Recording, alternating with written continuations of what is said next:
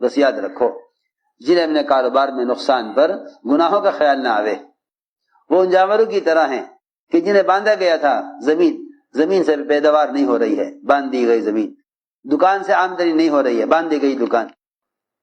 ایسے لوگ جانوروں کی طرح ہیں کہ ان کے حالات سے یہ معلوم نہیں ہو سکے گا کہ یہ حال کیوں آیا تھا۔ تو اس لیے فرمایا کہ جانور کہ وہ نہیں جانتا فیما عقل و فیما ارسلا کہ کیوں باندھا گیا تھا، کیوں کھول دیا گیا، کیوں باندھ دیا گیا، کیوں کھول دیا گیا۔ ہمارا حال یہ ہے کہ دکان سے آمدنی نہیں ہو رہی تو وہ بجائے عمل پر آنے کے عاملوں کے پاس جائیں گے کہ جی کسی نے کچھ کیا ہوا ہے، یہ تو پکی بات ہے۔ ہاں آپ دیکھ لو سب اکثریت مسلمانوں کی ان کا خیال یہ ہے کہ دکان پر سحر ہے۔ جنہیں اعمال سے کامیابی لینی نہیں آتی وہ بیچارے عملیات سے کامیابی لینا چاہتے ہیں، پر نہ جو قوت آدمی کے اپنے عمل کی ہے وہ کسی عامل کی کہاں ہو سکتی۔ اس زمانے میں مسلمانوں نے اپنے سارے مسائل دو قسم کے لوگوں پر تقسیم کیے ہوئے ہیں، ایک مشائخ اور بزرگوں پر اور دوسرے عاملوں پر۔ اگر کوئی حال آ جائے تو مشائخ کے پاس آ جائیں گے کہ تم عمل کرنے والے ہو، تمہارے عمل اچھے ہیں تو ہمارا یہ مسئلہ حل کرا دو، ہمارا یہ مسئلہ حل کرا دو۔ یہ دوسری قسم وہ ہے عمل نہ کرنے والی کہ جو حالات ان پر ان کے گناہوں کی وجہ سے آئیں گے، یہ ان حالات کا علاج عاملوں سے کرائیں گے۔ میں کوئی عامل بتاؤ، ارے عامل، ایک صاحب میرے سے کہنے لگے کہ آپ کے علم میں کوئی عامل ہے؟ میں نے کہا بھائی میرے علم میں تو آپ ہی عامل ہیں، اگر آپ عمل صحیح کریں گے تو آپ کامیاب ہیں، اگر آپ کے اعمال برے ہیں تو باہر کا عامل کیا کر لے گا، باہر کا عامل کیا کر لے گا۔ یہ حال ہے لوگوں کا کہ وہ عملیات کرنے والوں کو تلاش کرتے ہیں بجائے اس کے کہ اپنے اعمال سے اللہ کو راضی کر کے اللہ کی ذات سے بہرحال فائدے اٹھانا۔ جی ہاں، مارے پھرتے ہیں۔ دو لوگوں کی قسم کی تلاش ہے مسلمانوں کو جو حالات میں ہیں، ایک عاملوں کی تلاش ہے اور دوسرے اس تلاش میں رہتے ہیں کہ کوئی مستجاب الدعوات مل جاوے جس کی دعا قبول ہوتی ہو۔ ایک صاحب نے پوچھا کہ بھئی آپ کے علم میں ہے کوئی مستجاب الدعوات؟ اس وقت دنیا میں کون ہے وہ شخص جس کی دعائیں اللہ کے یہاں قبول ہوتی ہیں؟ ہاں، اور بعض لوگ تو بتا بھی دیتے ہیں کہ بھئی آج کل دنیا میں فلاں شخص ہے وہ مستجاب الدعوات ہے۔ تو یہ پوچھا کہ بھئی آپ کو معلوم ہے مستجاب الدعوات؟ میں نے کہا بھئی یہ تو مجھے معلوم نہیں۔ میں نے جواب دیا کہ یہ تو مجھے معلوم نہیں دنیا میں مستجاب الدعوات کون ہے، لیکن یہ مجھے معلوم ہے کہ مجیب الدعوات کون ہے، یہ معلوم ہے۔ یہ مجیب الدعوات کون ہے یہ تو معلوم ہے، کہ دعاؤں کا قبول کرنے والا کون ہے وہ تو معلوم ہے کہ اللہ ہے، لیکن مستجاب الدعوات کون ہے کہ اللہ کس کی دعا قبول کرتے ہیں یہ تو ہم جانتے نہیں۔ یہ تو ہم جانتے ہیں کہ کون سا بندہ ایسا ہے جس کی دعا اللہ کے یہاں قبول ہوتی ہو۔ ہم تو یہ جانتے ہیں دعا کی قبولیت کے یہ ضابطے ہیں، اگر یہ ضابطے اختیار کر رہا ہے اللہ سے دعائیں مانگ رہا تو ہم جانتے ہیں کہ مجیب الدعوات کون ہے، دعا کو قبول کرنے والا کون ہے۔ لوگوں کو تلاش ان کی ہے جو دعائیں قبول کرانے والے ہوں، اور حالانکہ ضرورت اس کی ہے جو دعا کو قبول کرنے والا ہے، دعاؤں کو قبول کرنے والا ہے۔ سیدھی بات ہے کہ تم اپنی حاجتوں کو اللہ سے براہ راست کیوں نہیں مانگتے، اپنی حاجتوں کو اللہ سے براہ راست کیوں نہیں مانگتے۔ تو میں نے عرض کیا کہ عام طور سے لوگوں کا خیال یہ ہے کہ بھئی کوئی عامل مل جائے جس سے کاروبار چل جائے۔ ہے کیسی عجیب بات ہے، دور صحابہ میں یہ چیز کہیں نہ ملے گی، دور صحابہ میں یہ چیز کہیں نہ ملے گی کہ وہ دوسرے کے عمل سے کامیابی لیں۔ ہر فرماتے تھے ہر گاڑی اپنی بتی کی روشنی میں چلتی ہے۔ کیوں بھائی، ہر گاڑی کس میں چلتی ہے؟ ہر گاڑی کے آگے روشنی ہوتی ہے نا۔ نورہم یسعی بین ایدیہم، نورہم یسعی بین ایدیہم۔ ہر عمل کرنے والے کے عمل کا نور اس کے آگے چلتا ہے۔ نورہم یسعی بین ایدیہم، نورہم یسعی بین ایدیہم۔ جتنی بھی سواریاں چلتی ہیں جہازوں سے لے کر گاڑیوں تک، کسی بھی سواری ہو، ہر سواری کی لائٹ آگے ہوتی ہے، وہ آگے کی تمام چیزوں کو، رکاوٹوں کو، جتنے بھی بریکر آتے ہیں راستے میں، وہ سب دکھلاتی رہتی ہے کہ تمہیں کہاں سے بچ کر نکلنا ہے، کہاں سے بچ کر نکلنا۔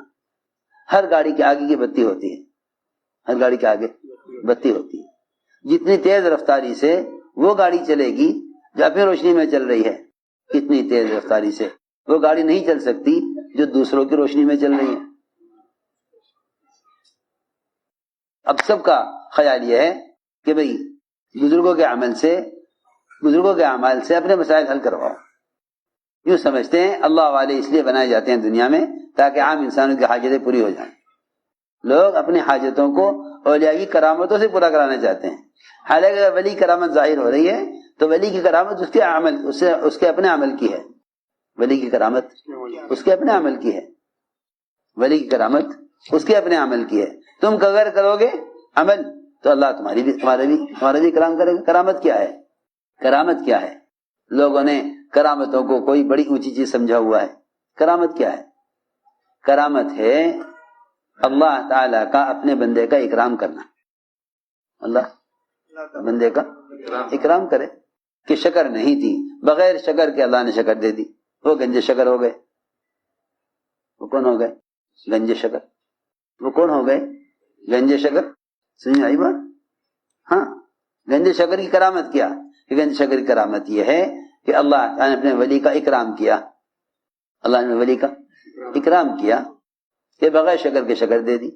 یہ اکرام اللہ نے تمام صحابہ کا کیا، یہ اکرام اللہ نے تمام صحابہ کا کیا۔ بغیر تلوار کے درخت کی ٹہنی کو تلوار بنا دیا۔ جی ہاں، اس کو کرامت کیا ہے؟ کرامت یہ ہے اللہ تعالیٰ اپنے بندے کے عمل پر اس کا اکرام کرے۔ اس لیے فرمایا تم میں سب سے زیادہ کرامت والا وہ ہے،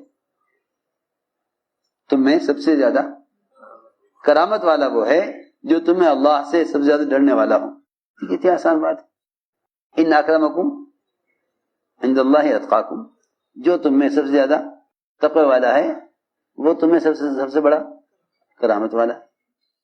یہی ہے نا، لوگ اولیاء کی کرامتوں سے اپنے کام نکلوانا چاہتے ہیں، لوگ اولیاء کی کرامتوں سے اپنے کام نکلوانا چاہتے ہیں۔ اس لیے عجیب بات یہ ہے کہ اہل کرامت والے بزرگوں کو تلاش کرتے ہیں اپنے مسائل کے حل کے لیے، اللہ کو تلاش کرنے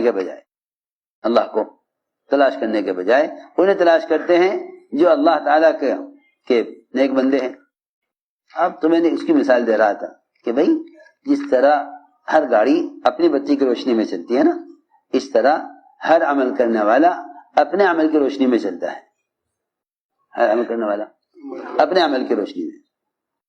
اگر یوں ہوا کرتا کہ عام مسلمان تو عمل نہ کریں، ہر علاقے میں ایک ولی ہو جاوے جو عوام کی حاجتوں کو اللہ سے پوری کرا دے، تو اس کا مطلب یہ ہوتا کہ دین اور دین کے احکام یہ چند لوگوں کے لیے ہوں تاکہ ان کے شریعت پر چلنے سے باقی مسلمانوں کے مسائل حل ہو جائیں۔ ایسا نہیں ہے، ایسا نہیں ہے۔ کرامات اولیاء کے لیے ہیں، کرامات اولیاء کے لیے ہیں، کرامات اولیاء کے لیے ہیں۔ جو بھی عمل کرے گا وہ اللہ کی ذات عالی سے بہراز فائدہ اٹھائے گا، ورنہ تو وہی بات ہے کہ جس گاڑی کے آگے بتی ہے وہ تو اپنی روشنی میں تیزی سے نکل لے گی، اور جو ان کی روشنی میں چل رہے تھے جو ان کی روشنی میں چل رہے تھے وہ کب تک چلیں گے؟ کیونکہ آپ جانتے ہیں کہ روشنی اصل آگے ہوتی ہے، پیچھے تو روشنی ہوتی نہیں ہوتی ہے۔ کسی گاڑی کے پیچھے وہ تو بہت ہلکی سی روشنی ہوتی ہے، کیا کہتے ہیں اس کو، اشارہ دینے کے لیے، دائیں بائیں مڑنے کے لیے، انڈیکیٹر، بہت چھوٹی سی روشنی ہوتی ہے۔ ہاں، اسی طرح ہے قرآن میں یہ پیچھے چلنے والے کہیں گے انظرونا نقتبس من نورکم، انظرونا نقتبس من نورکم قیل ارجعوا وراءکم فالتمسوا نورا۔ لو قرآن نے بھی خوب نقشہ کھینچا ایسے لوگوں کا جو دوسروں کے عمل کے ذریعے چلنا چاہیں، قرآن نے خوب نقشہ کھینچا۔ یہ کہیں گے پیچھے چلنے والے روشنی والوں کے پیچھے چلنے والے یہ کہیں گے بھائی ذرا آہستہ چلو، ذرا آہستہ چلو، ہم بھی تمہاری روشنی میں چل رہے ہیں، ہمارے پاس روشنی ہے نہیں، ہم بھی تمہاری روشنی میں چل رہے ہیں، ذرا آہستہ چلو، انظرونا انظرونا، آہستہ چلو، ٹھہرو ذرا، ہمارا انتظار کرو، ہمیں ساتھ لو، نقتبس من نورکم، کیونکہ ہم بھی تمہاری ہی روشنی میں چل رہے ہیں۔ ان سے کہا جائے گا ارجعوا وراءکم فالتمسوا نورا، جاؤ الٹے پھر جاؤ یہاں سے اور اپنے پیچھے نور تلاش کرو۔ لو جنہیں آگے نور نہیں مل رہا انہیں پیچھے نور کیسے مل جائے گا؟ سوچنے کی بات ہے نا، کیوں بھائی؟ جن کو آگے نور نہیں مل رہا ان کو پیچھے نور، اللہ نے یہ فرمایا ارجعوا وراءکم، پلٹ جاؤ پیچھے کی طرف پلٹ جاؤ، فالتمسوا نورا، اور اندھیرے میں نور تلاش کرو۔ کہاں اندھیرے میں نور ملے گا؟